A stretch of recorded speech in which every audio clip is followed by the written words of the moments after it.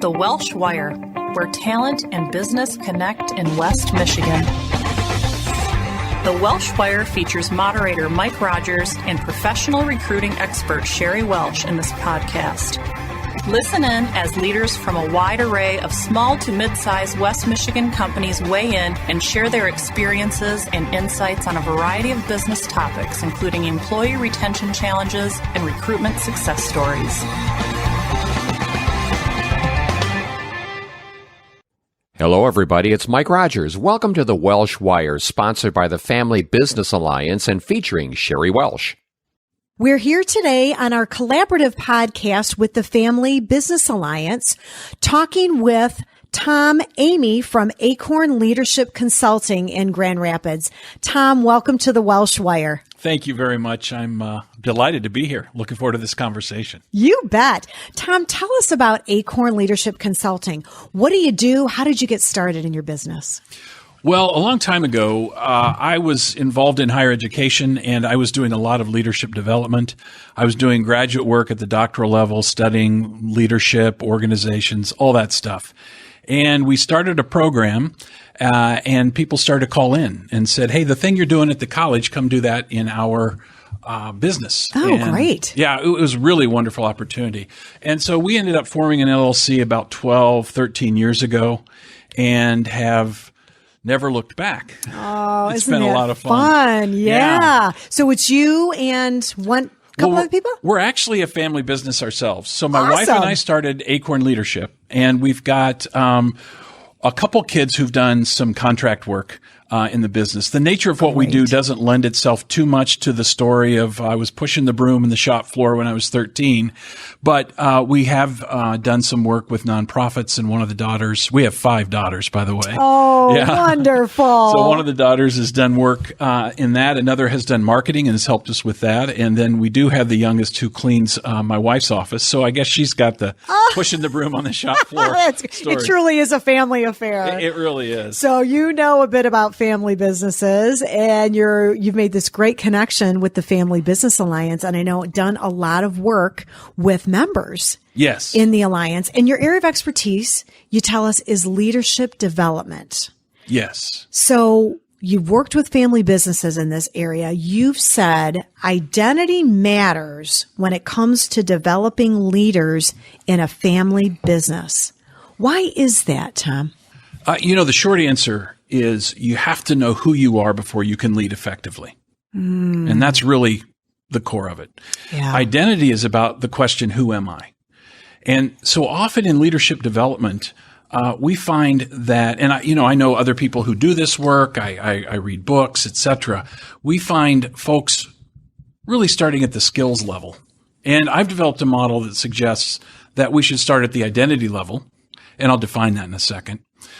Then it would be good to move to understanding, values. What are core values that you hold?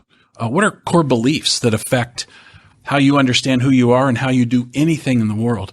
Then we're ready to talk about behaviors and skills, which is, of course, what we can all see and we can kind of assess, and that's valuable. Right. So I build up to the skills by the identity piece, which is who am I? How did I understand who I am? And of course, in a family business, you can see how that's really relevant because my formation, my beginning to answer the question of who I am is so influenced by mom, dad, brothers, sisters, cousins, grandma, grandpa, aunts, uncles, et cetera, et cetera. Right. Telling you maybe who you should be or who they think you are. A lot of opinions. Right. A lot of opinions. Right. And yeah. you maybe start to believe that yourself, true or not. But when you really peel back the onion, maybe you see yourself slightly different or believe you should be something. Well, different. and that's what we see happening kind of in the college years is that identity formation takes another level. And often it's because people go away to college and get away from the daily influence of the family and begin to understand who they are. Mm-hmm. But inevitably, when you come back and do work in the family business, whether that be immediately after college, maybe you don't go to college and you continue on in the family business, or after you've gone out and gotten some experience in other organizations similar to your family's business, you still have those long and I would say deeply embedded messages about who does dad think I am? Yes. Yeah. Who does grandma think I am? Right.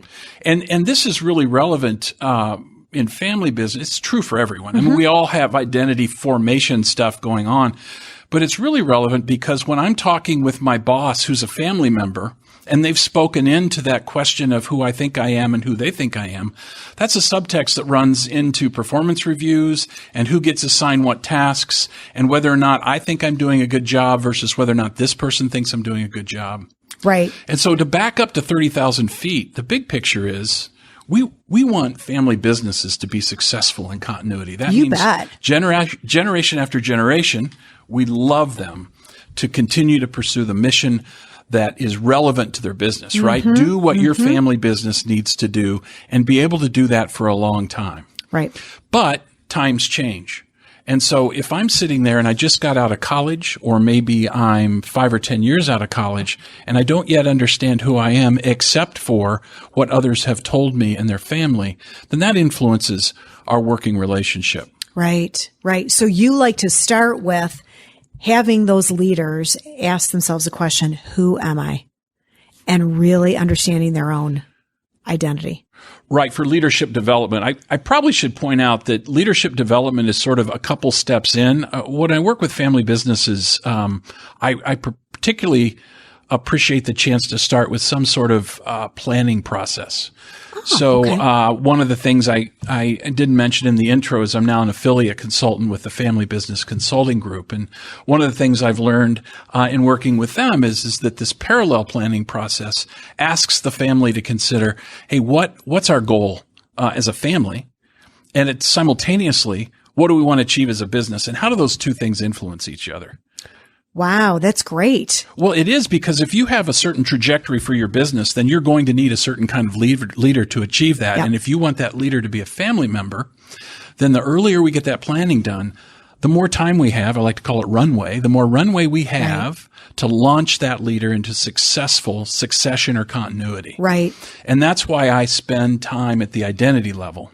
Let me tell you a quick story. Sure, please. So I was meeting with clients, and this is a smaller business, but this translates to any size business. Sure. And I'm with mom, dad, and son in the room. And we're talking about doing this process. And dad founded the business. It's very successful. He's grown it. It's a wonderful story, like so many are in West Michigan. Mom's in the room because mom's just everywhere in the business. She doesn't have a title, but she's so important to what goes on there. She's got her own career, but she has this wonderful informal leadership role in the business. Son's a couple years out of college.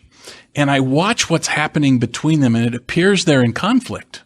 But what's really happening is this identity stuff. Think about it with me. What's dad's identity right now?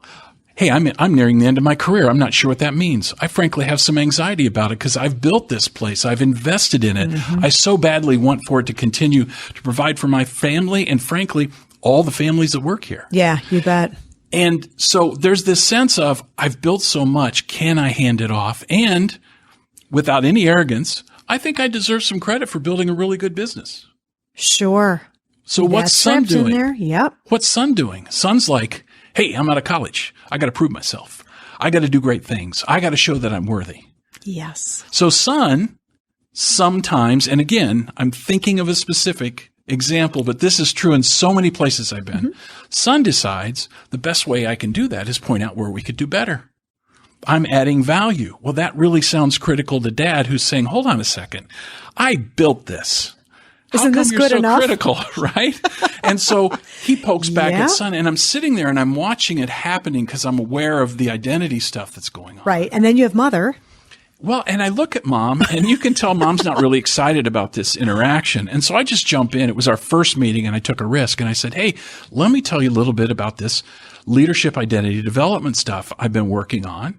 And I shared it with him. I said, so, and I in real time, and I kind of take risks like this with clients every now and then. Well, you have to, right? Right. Well, I like to be authentic. And I just said, I think this is some of what's going on. And yet my sense is that you have tremendous respect for each other. That son, you're very grateful for what your dad's built. And dad, you're very grateful that you've got this son who has so much awesomeness already in life, who's going to take over.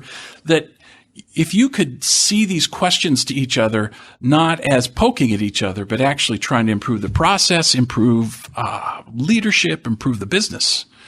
And so we help them reframe that. And now they're working together, with just a bit more collaboration than competition. Oh, that's good. So when you start to work on that identity development, who am I and what do I bring? Right. You're doing that with both.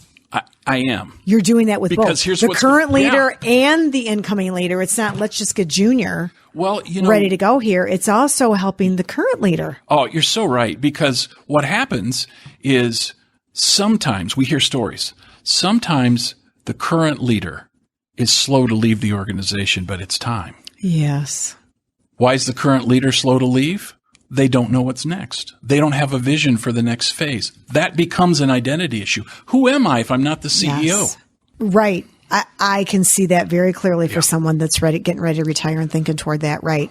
What will I do? Right. So I help with some coaching around developing the vision for the next chapter of life. And so we kind of keep everybody moving in the same direction there. Right. Right. So do you think that there is really a difference between leaders who understand those identity issues and those who don't? I bet I can guess what your answer is going to be here. Tell us about that. Well, I believe it strongly, and here's why. Because I see people tripping over things they don't understand and frankly don't mean. So going back to my previous example. Right. Son and dad were not at all upset with each other, but they were behaving in ways that would lead to defensiveness and frustration and kind of a critical nature toward each other, which is not, you don't want to hand off the baton to someone you think is constantly criticizing you and doesn't appreciate you. Absolutely not. Not to mention the ripple effect within the organization, because sooner or later, others in the company are going to see that, observe that, sense the tension. Right. What does that mean? What do they think the future of the company will look like? Yes. Do they feel secure? Yes. You're exactly right. It affects culture, which is another thing we focus on. And this is all a big ball of yarn that's wrapped together. Sure. This is that continuity, leadership, succession planning, culture, even how teams work it's important to have an ability to address all of those moving parts. Another story, if I may. Sure. Much larger company. Mm-hmm. Dad has now stepped away from being the CEO, and there are a group of what we call Generation 3 folks who are working in the organization, and I'm brought in to do leadership development. We've got a group of executives who are not family, which always adds a layer of complexity.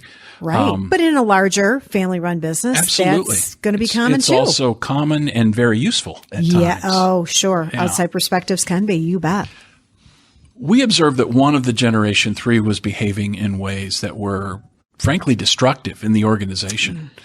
And so, but this is not 2 years out of college. This is at age 40. Oh. Right? Yeah. Need an intervention. So I got involved. I got involved with him, and we did some focused work together. And to make a really beautiful, long, and kind of hard story short, he really never received a blessing from his father. And so the notion of blessing has its roots in so many different threads in history. But the idea is that someone who's your elder looks at you and says, I believe you can do this. And that's missing in some dysfunctional family businesses. And so I sit down with this kind of gruff, rough and tough former CEO who everybody was scared of. And I said, you know what my main question for you is in this process? And I asked him, what would it take for you to be reconciled with your oldest son? And he wept. Oh, wow. He wept because his identity as a dad was unfulfilled in that moment. Right. Oh, talk about taking a risk with that question. But you went there. Well, yeah. And I didn't shame him for not having reconciliation. I just asked, what would it take? And then we talked about that. And I coached him in ways to reconnect with his son. Now, we're also concerned about culture and leadership and the business and these large pictures. But the fact is, you can have the best strategic plan in the world. And if people can't talk to each other, they don't trust each other, and you will not implement it. Absolutely. And, to your credit, you recognize that, acknowledge that, and weren't afraid to put it on the table, knowing that if we don't deal with this, we're never going to fix the rest of the issues.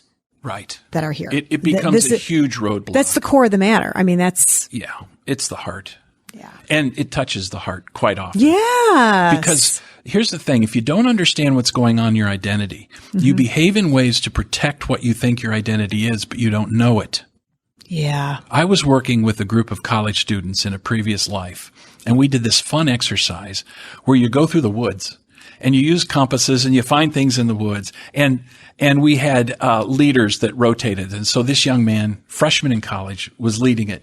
And wow, did they mess it up. I mean, we got so lost.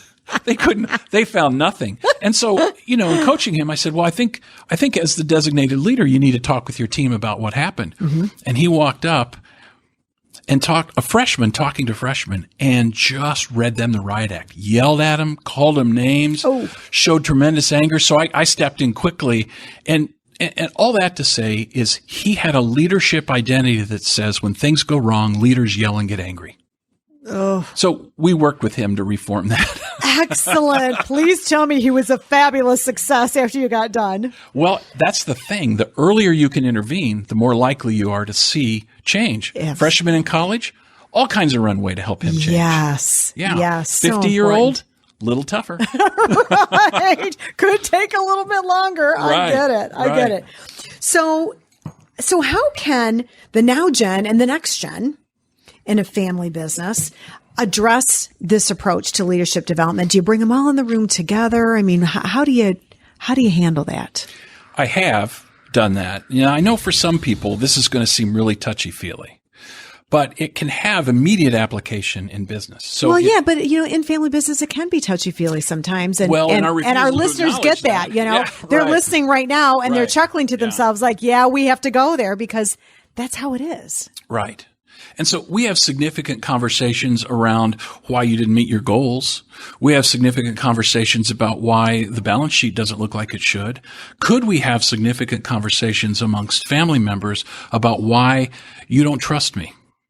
Yeah. Or why I feel like no matter how hard I try, it's never quite right or good enough. And just kind of call some of that stuff out and then work individually with the family members to see what's going on at that deeper level. Because here's the thing. When I asked that dad, basically, what reconciliation looked like with his son, it broke him because he realized that he wasn't reconciled with his son. And so we talked about the idea of blessing him, about saying to your son, and this was a father-son, there are fathers and daughters and so on and so forth. But, saying to the next generation, I believe you can do this. And then the next generation can say to the now generation, I'm grateful that you've done this. Right. That's not a carte blanche endorsement of everything they've ever done or ever will do. It's just is in this moment saying, hey, you build a company and I have a place to work and I'm providing for my family and we're doing this thing together. And sometimes it's hard, but this is good work, and I'm grateful for the risks and, frankly, the sacrifice that you and the earlier generations did. Can you imagine how that would feel? Oh, it's huge. Yeah. And then to reciprocate with, you know what? I think the future of our company is bright because you're here, and there's a lot of road ahead, and we're all going to need to work hard, and you're going to need to continue developing, but you're the one for this job. Yeah. Yeah, really affirming. Good stuff. And you know what occurs to me as you're sharing this too? I mean, this is all about developing great leaders within the family business, but there's a spillover to the non-family members. Absolutely. Too, who are in leadership roles themselves. You're so right. Or just the employees working hard every day to make it all happen. They're getting better leaders, and I'm guessing those better family leaders are having better interactions, leading to better productivity, leading to better employee retention, better culture, happier workplace. I mean, just because you can't just develop the family right. and the family dynamics right. around leadership it's and not have an impact. Right. Yeah. The whole system, the whole organization benefits greatly from that. Well, I like to say that as much as we talk about individual identity development, organizational culture is organizational identity. True. And so if you want to develop your organizational culture, then you work on these identity pieces. And I could cure insomnia with the, employee engagement literature that talks about all the great outcomes that you get when employees are engaged. They work harder. They stay with you. They're less likely to be injured. They're less likely to be unnecessarily critical. They're more likely to take risks and say what's going on. And employees who are engaged are often in really strong, positive, vibrant cultures. Yeah. Yes. Yeah. And what you do helps to definitely create that. And I'm imagining that it allows for some conversations that once perfected and practiced with the family leaders amongst themselves now start to be some of those crucial conversations, those heartfelt, real conversations with others in the organization that lead to honesty, transparency, and really moving some issues forward. Right.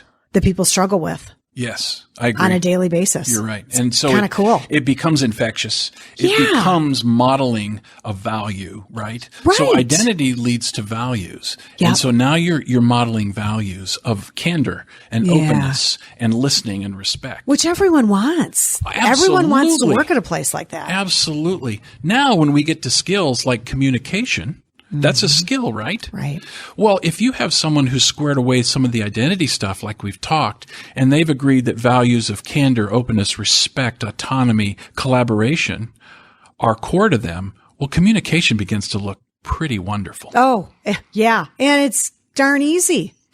Right. And it really becomes easy when you get all the rest of that right. It does. And if you create a place where those kinds of communication values are in your organization, then you're going to be able to see problems coming up early, because people aren't going to be afraid to talk about them for fear of reprisal. Yep. So, you asked a while ago, is there a difference? And I think if you don't understand what's driving your practice of your skills, then you're going to keep tripping over things you can't see. That's really the core. So understanding your identity. And so there's a really simple process I do when we develop leaders. I ask questions like, so when did you first begin to understand there was this thing called leadership? Look back in your history. And when did you understand that leadership or that leading was something you could participate in? And who was around you at the time? Who told you that? Right. Right. And so people, and I do this with the next gen when there's groups. I love to have them share those stories. And they talk about significant people in their lives. Parents, cousins, grandparents, pastors, teachers, community leaders. People that have spoken in their lives for years and years. Yes. And once they get that and realize that I got here and I understand what leadership is because people speaking into my life, they're more willing to do it in others' lives because they see the generative productivity of that. Isn't that tremendous? Yeah, it's really, it's such good work. I'm so lucky to be able to do it. You really are, I'll tell you. And you've done so much of this work over the years, Tom. So you've given us some great examples of family businesses that you've helped, but is there one that really stands out in your mind? Like this was a tough one and we got a win here. And I felt so good about that work. Is there an example like that you want to share? Oh, that's a great question. One comes to mind, and I want to be careful because in my examples, I want to maintain the confidentiality of clients. And so far, they've been very general. But there is one that'll have to stay general, right? Yeah, but the themes are there is that there was a family business that I started with focusing on this continuity piece. And, that family ran into some challenges that caused their role in the family business to shift. But because of the identity work we did, some of the people who are no longer in the family business are standing stronger wherever they're serving because they understand who they are and why. So they're leading in healthy ways in other businesses. Great. And I remember a couple family meetings we had, some of which were called sort of 911 emergency family meetings at mom and dad's house. And we were able to help the conversation with each other change to become kinder and more patient and more respectful. And that has shown up in Thanksgiving and summers at the cottage. And so you've got this family that is better at being a family now. Yeah. And has sort of reconciliation amongst the generations, but even within each generation, some reconciliation. And I've tracked some of the people who were in the next gen. The others have retired, and they're actually serving professionally because there's a business side to this. You've got to produce in business. It just isn't about feeling good. Yep. And they're producing in a variety of organizations in ways that are successful and empowered.